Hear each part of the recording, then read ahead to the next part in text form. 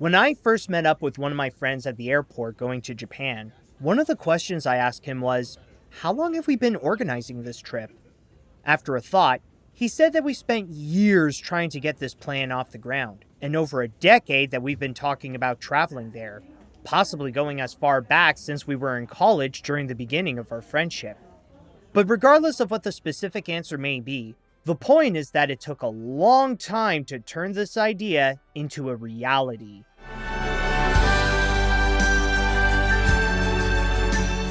I understand that just saying going to Japan is pretty vague, especially when there's so much to do in that country. So allow me to give you a rundown of what we've planned. For almost 2 weeks, the four of us will be going to 3 different regions in the country and make the most out of our time there to explore and experience the culture. Personally, this trip is a major deal because on top of the flight going there is the longest I've been in yet and the first time being in the continent of Asia, but it's also the furthest I've ever been from my home. So I knew that this trip was going to hit differently than any other travel that I've experienced, especially when I always thought going to Japan was just a dream that was too far out of my reach.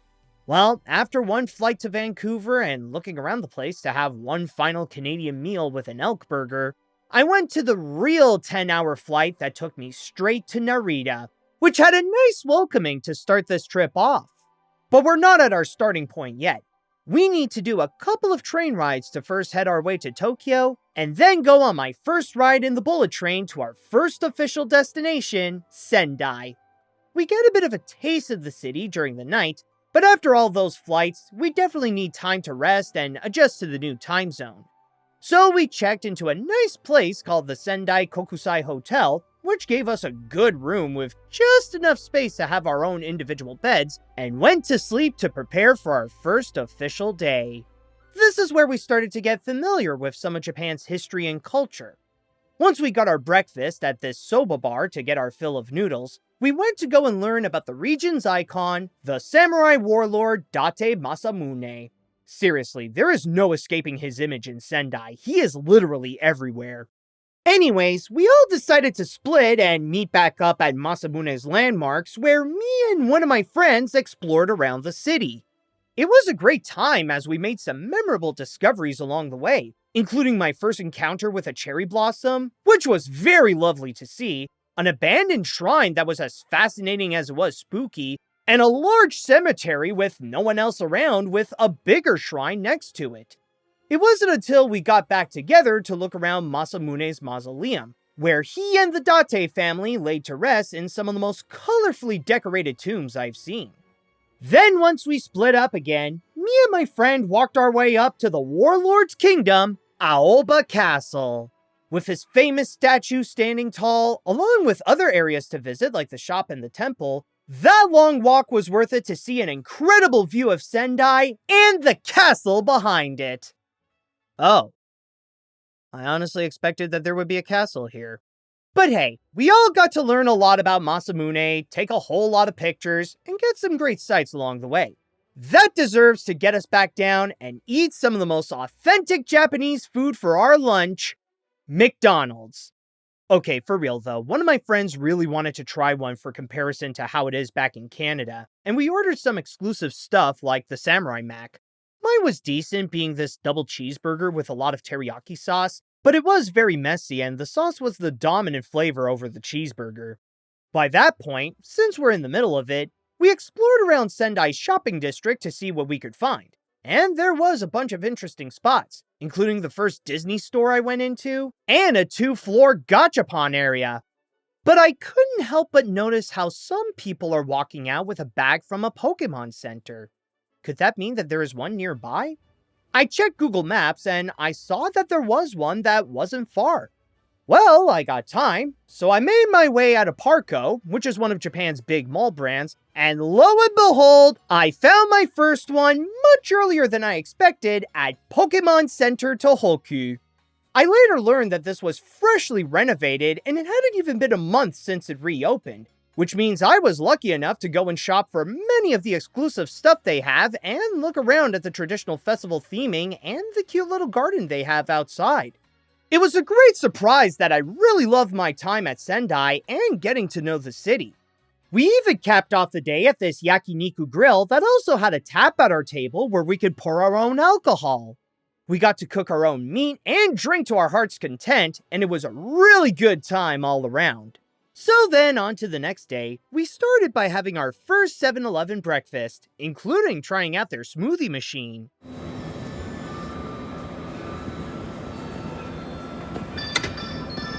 Afterwards, we spent more time checking around Sendai for new shops and going back to some, including one that no Japan trip is complete without experiencing, Don Quixote, a popular chain store in the country that has everything you could think of. It's pretty much what Walmart wished it could be. And when I say it has everything, I do mean everything. However, even before knowing the city, I knew that there was one thing I wanted to do the most here, and I was even willing to do it alone. My other friend shared with us a TikTok video of a park in Sendai that is surrounded by cherry blossoms, considering that they were in full bloom by the time we were there. I was the most determined to find that park to see if that place is like what is shown in the video.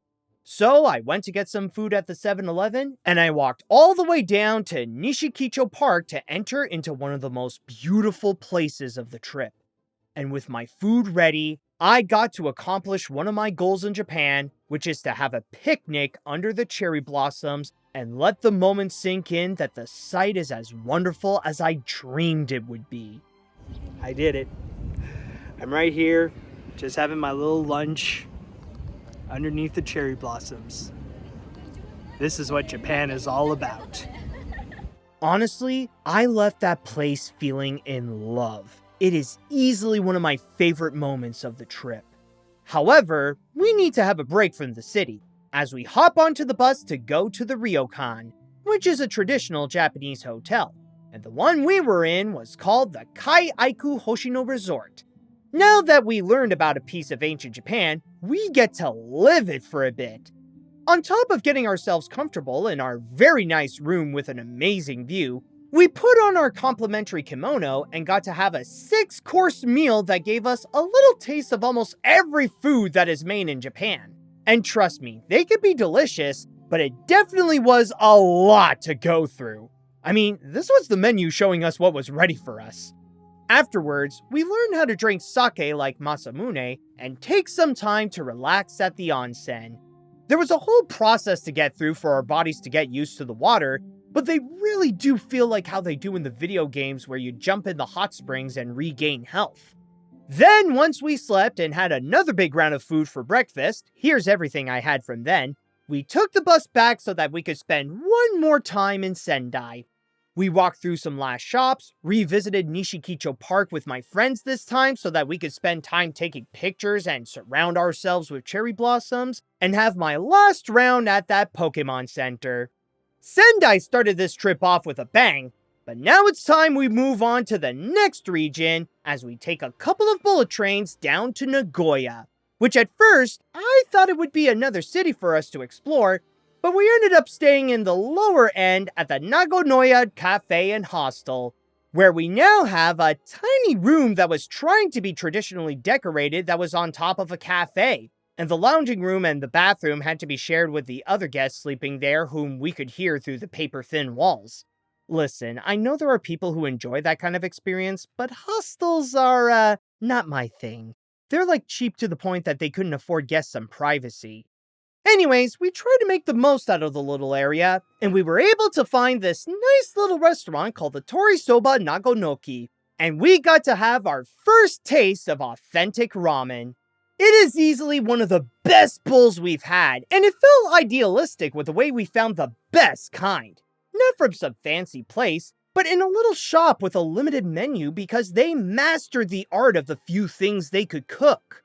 Miraculously, we were able to get some sleep, but now we could step out of that place for the day so that we could check out some of what Nagoya has to offer. We grabbed some breakfast at 7-Eleven and headed our way to Nagoya Castle to take some pictures of the place and call our families to let them know how things are going.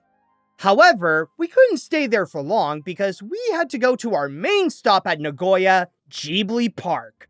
Now, we didn't get a chance to do everything because we didn't know the difference between standard and premium tickets when we bought them, and the tickets within the park to experience some of the attractions were sold out quick.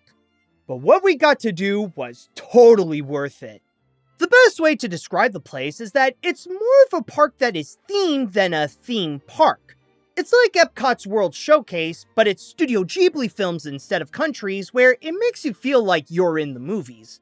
A lot of it is made to have pictures with, but what really sparked my excitement as an animation fan is to see a special exhibit dedicated to the food of Studio Ghibli, featuring copies of animation paper that shows how each frame of characters eating or cooking were drawn, and life-size recreations of famous kitchens in the movies.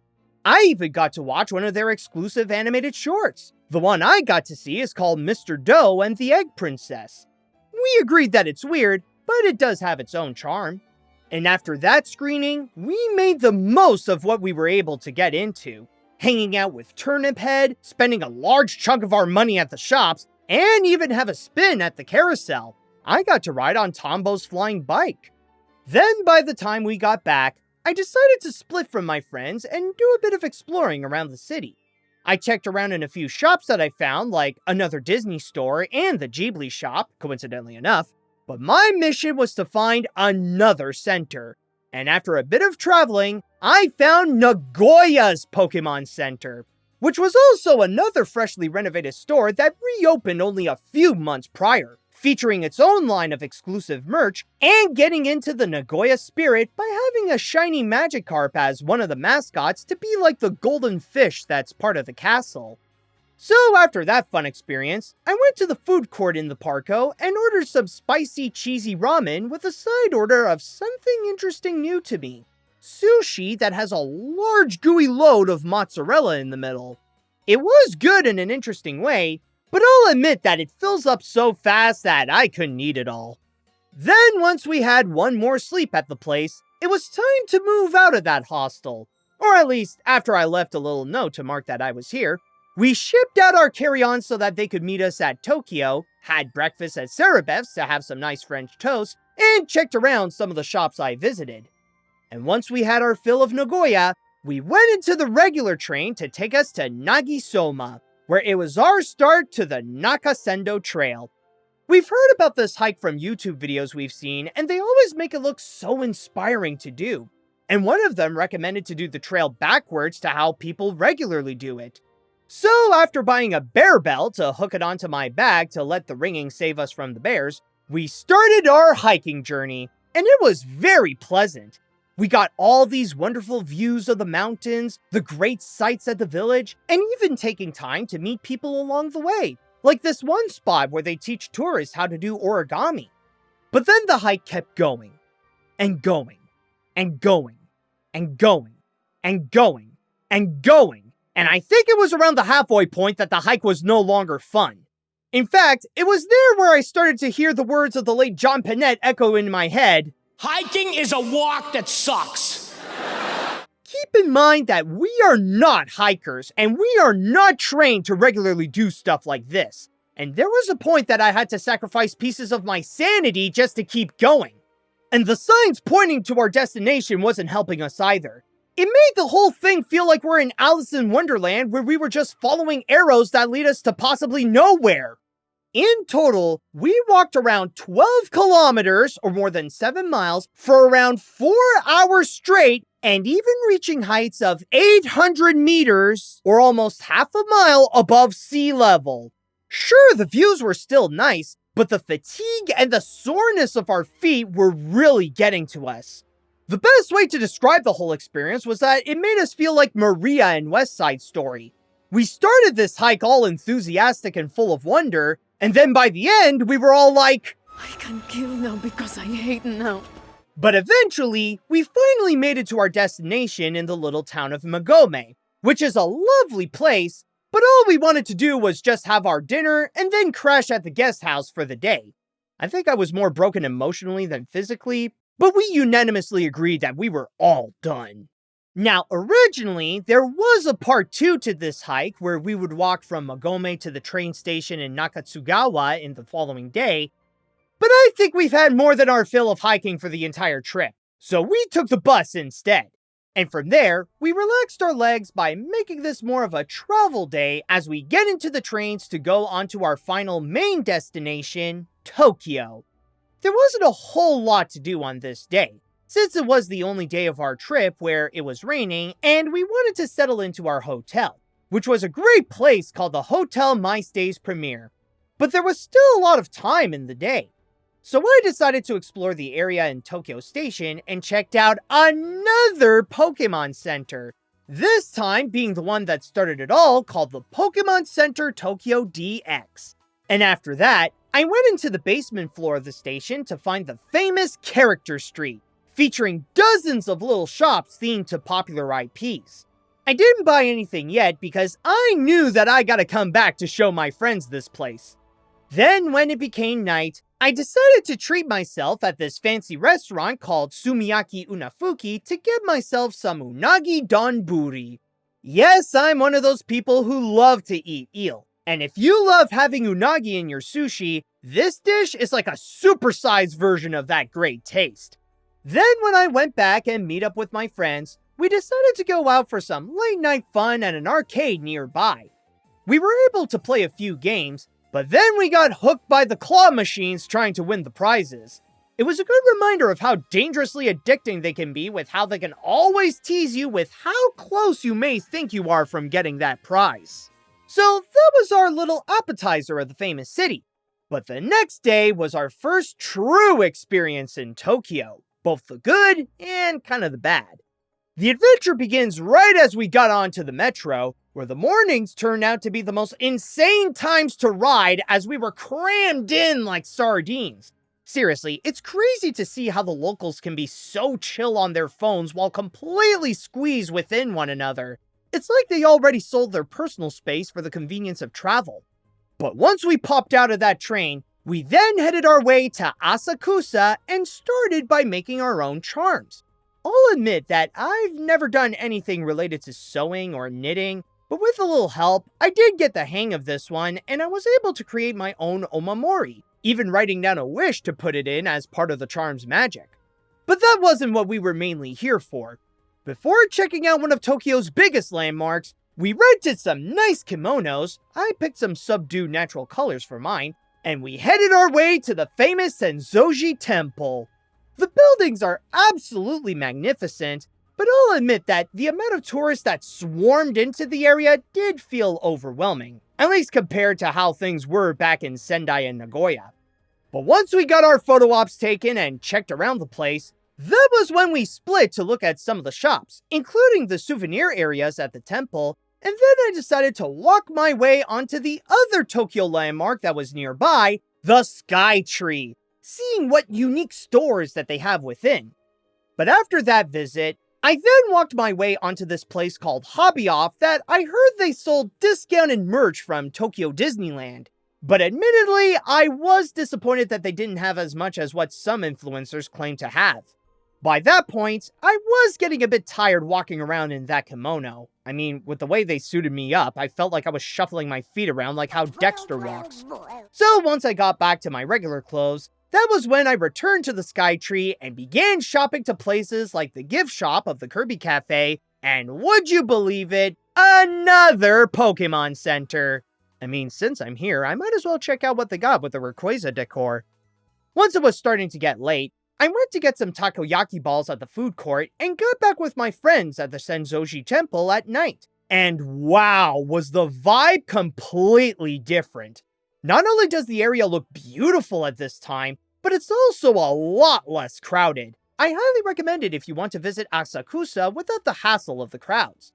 But as the day was almost done, we went back to where our hotel is and stopped at a conveyor sushi place that was nearby. And not only was the sushi fresher and way better than what we'd get at home, but the conveyor part makes it fun to watch to show that our orders are ready. Oh. Now that was a good round of Tokyo, but there was still more to discover. So on the next day, we once again squished ourselves in the metro so that we could then walk to the Imperial Palace. Admittedly, we didn't go see the actual castle itself, We mostly walked around the East Garden and took pictures of the beautiful scenery.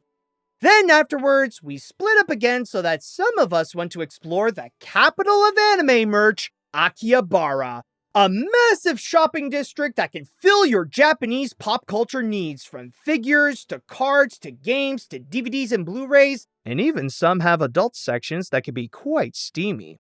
Honestly, I didn't buy much anime stuff. I think the most that I got were a bunch of amiibos I couldn't get at home at a good price. Eventually, it started to get a little overwhelming for me with all the shops and the potential amiibos to fill my bag with, so that was when I decided to head straight to our next destination, Team Lab Planets. Believe me when I say that this was a one-of-a-kind experience. It calls itself an art exhibit, but with the help of some high-tech, ambient music, and interactive lights, it's a place that plays with your senses and brings you into different rooms that can be best described as walking into the middle of a scene from Walt Disney's Fantasia. There is this sense of wonder that it delivers to make you feel like you were brought into this new world. It even has this play area where I just let out my inner kid. They don't have an age or size limit on the activities, so I'm allowed to do what I want. I'll admit, that place was awesome. But before we go and sleep for the night, we went nearby to Diver City to check out the life-size Unicorn Gundam. It's not like the one in Yokohama that fully comes to life, but it's still impressive to see the scale of the— Oh my god, the head parts are moving! I was not informed that there was a Gundam show going on! Okay, I did not expect that, but that was cool! After that happened, we went into the complex to shop around before they closed and grabbed some food before we headed back to the hotel. I got myself this fried meal and this ice cream with cotton candy that gave me a bit of a sugar rush I haven't felt in a long time. But then came the next day.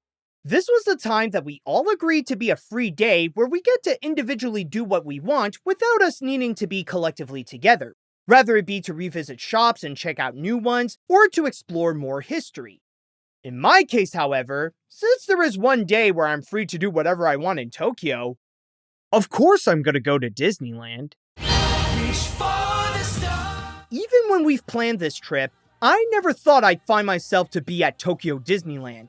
But when that opportunity opened, I immediately took it and bought my tickets right when they were available. And after my experience, would I recommend people to take one day off of their Tokyo trip to have a Disney day? No. I'm not saying that Tokyo Disneyland was bad at all. Quite the contrary. It's just that you cannot speed run through both Tokyo Disneyland and Sea in just one day without making a lot of sacrifices. If you want to have a full experience there, you have to reserve at least 2 or 3 days and do as much research as you can beforehand to make the most out of it, especially to prepare for the big lines or manage a schedule to also eat, take pictures, shop, and maybe watch either a show or a parade. I'll admit that due to the limited time I had, I didn't get a chance to do everything I wanted. And that doesn't even factor in the rides that were inconveniently closed on the one day that I was there. I'll admit that even though I was working with what I had, this wasn't the best way to experience Tokyo Disneyland. But does that mean that I regretted my visit? No. Like I said, I never thought that it was possible for me to have this experience in the first place. Just being there alone and seeing the castle and the volcano felt like a dream come true. And even if I didn't do all the rides I wanted, I was still able to do most, like Enchanted Tale of Beauty and the Beast, which was possibly my favorite there, Monsters Inc. Ride and Go Seek, It's a Small World with Groot, Splash Mountain, and yes, I am proud to say that I rode Splash Mountain in 2025, and then when I rode the monorail to Tokyo Disney Sea, I went into 20,000 Leagues Under the Sea, Sinbad's Storybook Voyage, and explored around Fantasy Springs. And because of the huge lineups there, I only had time to go into one of their rides, which I chose Rapunzel's Lantern Festival, since I technically already did a Frozen and Peter Pan ride. And while that one was quite short, the attraction was still beautiful to see the great animatronics and to be in the scene where they sing I See the Light. And after it got dark, I went back to land right on time to watch the fireworks show to mark the perfect finale of my magical day. I even count it as the perfect ending to the trip. The rest was more like the epilogue that happened after the beautiful climax. And speaking of which, the following day was our last one fully in Japan. And we started off by doing something that I've wanted to do since we arrived in Tokyo, go back to the character street with my friends. And this time, I took action to shop. But once we've had our fill of the street, we headed our way to our final destination to visit, Shibuya, which is very much the Times Square of Tokyo with all the tall buildings and big ads everywhere. And as we got in, me and one of my friends went to a restaurant nearby called Ushihachi to get one more piece of Japanese cuisine that we've been anticipating for, Wagyu beef. And it's true what they say that it melts in your mouth. We even got a great view of the famous Shibuya crossing while we dined. But once we had our meal, it was more shopping time. And for me, I went straight to the Parco to find the one store I wanted to check out here, Nintendo Tokyo. This isn't just a place where you could buy games, accessories, and oh god, more amiibos to drain my wallet. But it also has a variety of merch from their franchises like Zelda, Animal Crossing, Kirby, Splatoon, Mario, and more. Except for Pokemon, because there was a Pokémon Center right next door. But as you can imagine, throughout this trip, I bought a ridiculous amount of stuff, which led me to go to the nearest Don Quixote to make my most shameful purchase, an extra luggage for my souvenirs. Here, I'll just take this little Pikachu one. I'm sure that'll be enough. However, before we left Shibuya, I was tipped off that there was a special Disney store nearby, and it piqued my curiosity. So after a little walk and do the crossing, I went to see the Disney store and wow, this was a real nice one. I didn't really shop much in there, but I love the decor they did with the 3 floors to make a cartoon palace that honors the princesses and have little rooms based on some of the movies. Even if it's not to buy something, it's definitely worth the visit. Okay, now it's time to leave and to spend the rest of the evening to pack everything we bought and have one more round at the conveyor sushi place, just to have that final taste of Japan to remember by. And speaking of final, on our last official day, everybody had packed their bags and were ready for the trip back home. Except for me, because believe it or not, even with the extra carry-on, I still didn't have enough space for my stuff.